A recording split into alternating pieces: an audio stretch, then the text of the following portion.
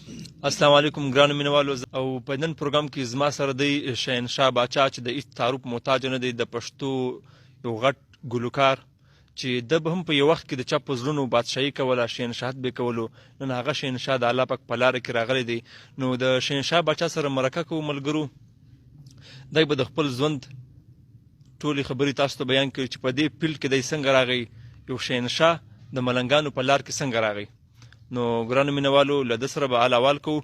السلام علیکم باچا جي. وعلیکم السلام ورحمت الله وبرکاته. څنګه حال دی؟ خیر دی؟ ټیک ټاک آمد دی. باچا جي یو دور و چې تا به د خلکو په زړونو بادشاهي کوله، هغه وخت څنګه او دا وخت څنګه دی؟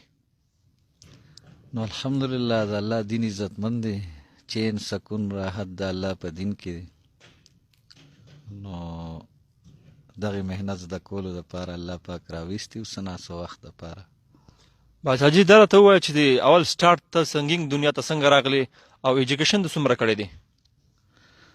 نو بس هغو تقریبا ټوکو کې مونږ خو په دې نه پوهېدو، ټوکې مو کولې، د هغې نه خبره ډېره جوړه شوه او تقریبا لکه دونه سبق دی چې صرف کتاب پړاولی شو پښتو اردو او نور څه خاص تعلیم نه و. صوبم کې مو تقریبا پرېښی و. د سنګینګ دنیا ته د چا په حواله سره راغی؟ ستاسو بیک چا درکولو؟ نو زموږ یو کلیواله و سید انور نوم یې و او دی خواهش و، بس مونږ خو په څه پوهېدو هم نه، خو بس هغه شی مو وکړو، هغه خلکو خوښ کړو. باچا جي دا راته ووایه واده دې په خپله خوښه کړی که د نیا او داجي په خوښه؟ یاره د پلار او د مور په خوښه الحمدلله. ښه، څومره بچي لري او په کومو فیلډونو کې دي او څه یې جوړول غواړي؟ نو 5 میلیونه دي، 2 زامن دي، مال د خدای الله را کړی دي او خواهش خدا دی چې انشاءالله د الله دین په خپله مې زده کړو، بچو ته مو ښایو.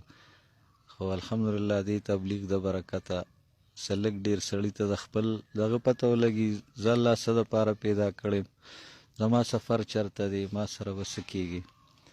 نو دغه خواهش دی، یو ارمان هم دی چې الله سره تعلق جوړ شي. او بچي خو الحمدلله یو بچی دی محمد عاکف نوم دی، نو الله پې حفظ وکړو او اوس علم کوي اکوړي مدرسه کې دی. نو ما ته دا هم پته نه لګي چې 4مه درجه ده 5مه ده، خو زه خو یم چې 5مه درجه کې انشاءالله سبق وایي که خیر. باچا جي ته د دې تبلیغ دنیا ته څنګه راغلی او په زړه دا د رحم شفقت به د کومې خوا نه راغلی او په دې کې مین کردار د چا دی؟ په دې څه نظر واچو مینوالو ته؟ نو هغه ټپه ده چې د خدای کرم چې په چا وشي هغه کار وشي چې په خیال کې نه راځي.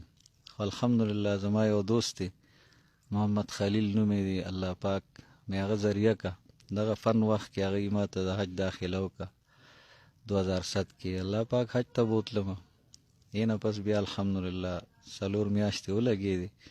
خو هغه هسې بستره وړو راوړو. هغه وایي یو شاعر وایي چې ما حیران د عشق په مکتب کې عمر تیر که او نه پکې طالب شم نه مولا شم چړې پاتې شم. بالکل. باچا جي دا راته ووایه چې هغه ژوند چې کله تا شهنشاهت کولو او ستا یو رنګینه ماښامونه او محفلونه و، په دې ساده ژوند کې خوند لري او د الله ته په سجده پروت یې که په هغه دې کې څه ول غواړي؟ نو هغه به دا و چې الله به مو خفه کولو خبر خو نه و. او اوس الحمدلله تبلیغ د برکته سلک ډېر الله پاک د سړي سوچ بدل کی. خو الحمدلله اوس خوشحاله یو او چین سکون راحت خو د الله په دین کې دی. مخکې به مو وی چې موسیقي د روح غذا ده، خو خبره غلطه و. هغه دومره نوم سره دومره هر څه سره به مو د خوب ګولې خوړې. اکثر ملګري دا خبرې کوي. الحمدلله تبلیغ کې اوس دغه شی نشته. د ژوند په خوند اوس پوه شو، د بچو په محبت الحمدلله اوس پوه شو. هغه شاعر وایي که نه چې د اوله غلامي بیا ازادي شي او که ته غواړې ازادي نو بندیوان شه او بادشاهي د فقیرانو په دعا شي. زه رحمان هله بادشاه شم چې ګدا شم. د دنیا نظر کې خو ګدا شم، خو د زړه دننه الحمدلله د ژوند په خوند پوه شم. اوس خلکو ته هم دا خبره کوم اکثر چېرې زه یم که دا خلک خبر شي دا څوک چې د سکون په تلاش کې دي، خو سکون د الله د دین نه علاوه یو ځای کې نشته. او دا تبلیغ په نوم محنت الحمدلله کېږي، نو سکون خو د دې په لومبي قدم ملاویږي، خو معمولي خبره ده. نه نو راته دا ووایه چې د پاکستان په کوم ځایونو کې په طور تبلیغ تللی او کوم ځای درله ډېر خوند درکړی؟ دا ستا دا دویم ځل دی چې ته ژوب ته راځې.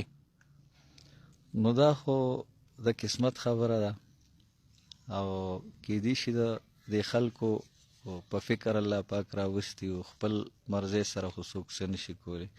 او د تبلیغ کې زیات کار منل دی، دې کې خپله مرضي کېږي نه. مشرانو دې خوا زموږ تشکیل کړی، نو نه کولی شو او نه پرېښودی شو، ولې چې په کولو یې پوهېږو نه. دا کار خو ډېر عظیم کار دی، ګران کار دی، خو الله سړي سره شي. دا لار د انبیاو لار ده، نو الله پاک اسانه کړي. او د تبلیغ محنت دې دپاره نه دی چېرې دا خلک ټیک شي، دا خپله اصلاح ده، بل ته اطلاع ده. وایي صحابه رضی الله عنهم چې به وتل هغوی به وایي چې خلک ټیک شي، او مونږ چې وځو نو مونږ لومبې دغه دی چې یاره زه ټیک شم. اوس هم چې راتلو نو ما ته یو ملګري وي ته څه دپاره ځې تبلیغ کې څه کوې؟ نو ما ورته یاره زه خو پوهېږم هم نه، خو الله سره د روغې کوشش کوم چې انشاءالله الله سره مې روغه وشي. په څه طریقه به روغه وشي؟ دغه نقل و حرکت دی، نور خو الله الله دی. وایي مخلوقاتو داسې نه دی پېژندلی لکه څنګه چې بیان کړی د خپل شان دی. مونږ به هغه ټپې چاربیتې کولې چې که سین سیایي ځمکې کاغذ شي پوره به نه شي ستا د حسن صفتونه. اکثر دی بیان کې مشورې سره زمونږ بیان صحیح کارګزاري، خو زه اکثر هغه ړومبې هغه شعر ویم چې نشانه چې د زړګې نه وي رحمانه، نصیحت به دې په چا څه اثر نه کا.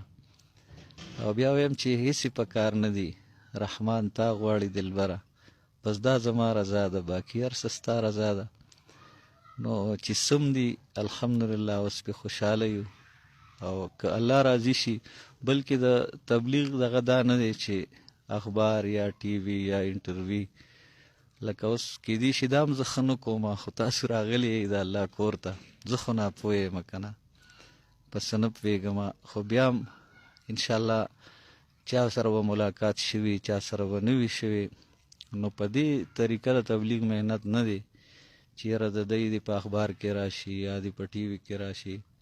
دا بلکې مشران کیدی شي چې دا مطلب نم خوښوي، خو اوس پته نه لګي. زه خو یم چې الله پاک دې زمونږ هر کار د خپلې رضا دپاره کړي. او دې دین خو د چا د شخصیت نه دی وږي، د چا د خانې نه دی وږي.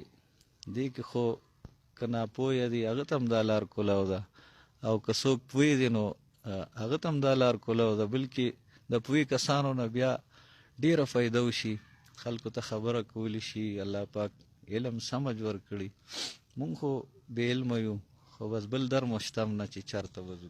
باچاجي آخري پیغام خلکو ته څه ورکول غواړې؟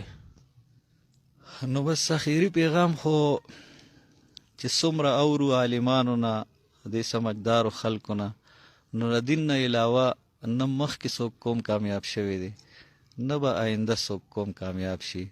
او په مرګ به اصل زندگی شروع شي، نه ختمېدونکې زندگی به شروع شي. نو اصل خوشحالی بیا د مرګ نه پس دی، دا اوله غلامي بیا ازادي شي. که ته غواړې ازادي نو بندیوان شه. نو دغه ځان مو بندیوان کړی دی. وایي دنیا کام کی جگہ، قبر آرام کی جگہ، جنت انعام کی جگہ. ډېره مننه ګرانو مینوالو، زموږ سره په نن پروګرام کې ګران او دروند مېلمه و د پښتو ژبې ډېر لوی دروند او قدرمن شاعر شهنشاه باچا چې په باچاجي مشهور دی. نو د ژوب زیاتر ځوانانو به د یو ټیم کې اورېدلی، د ده به یو چرچې وي، یو دوران به و. نو نن باچاجي د تبلیغ په لاره کې راغلی دی، نو الله پاک قبول کړی دی. الله پاک د موږ تاسو هم ټول ملګري قبول کړي او ټول د الله پاک په خپله لار باندې راولي. ستاسې کوربه غفور خان وطنیار، وطن ټایمز ژوب بلوچستان.